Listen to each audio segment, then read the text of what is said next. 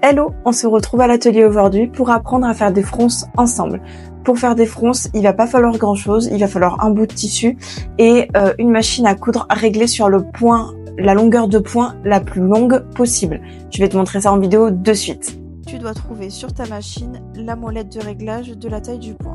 Il faudra la mettre sur la longueur maximale.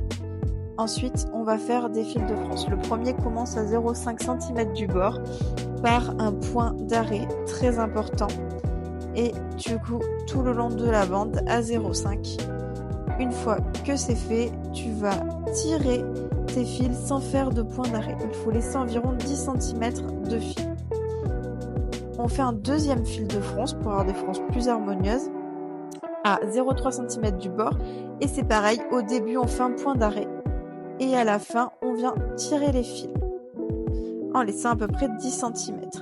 Une fois que c'est fait, on va venir séparer les fils de fronce en fils du dessus et fils du dessous, c'est-à-dire les fils de la canette et les fils de la couture de l'aiguille. Une fois que c'est fait, on va venir juste prendre les fils du dessus et on va venir tirer tout le long pour venir créer des fronces. Là, le fait qu'elle soit harmonieuse, ça n'est pas important. Il faut juste qu'elle fasse la longueur voulue finie. Par exemple, je suis en train de coudre la robe à lait sur le volant devant en taille 40. La longueur mentionnée sur le patron est de 17,9 cm. Je fais donc un nœud une fois que ma bande fait 17,9 cm. Très important, je ferme mes fronces en faisant un double nœud bien solide. Ça va permettre d'arrêter le fil et au moment du repassage, de pouvoir avoir une ligne de fronce bloquée.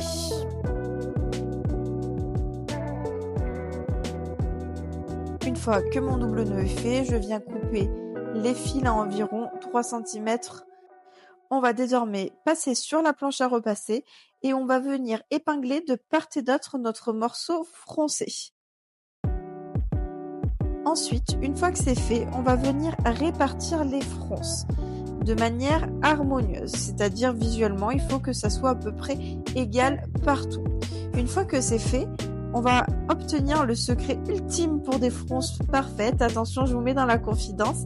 On va venir passer un coup de fer à repasser sur l'extrémité de la pièce, là où on a fait nos fils de fronce. Ça va permettre de figer les fronces qu'on vient de répartir et de donner un rendu beaucoup plus beau. Et voilà, vous avez le secret pour faire des fronces parfaites. J'espère que cette vidéo t'a plu, que tu as su faire des fronces parfaites. En tout cas, n'hésite pas à me le dire en commentaire et à liker cette vidéo pour me soutenir et soutenir mes tutos vidéo. Je te souhaite une bonne journée.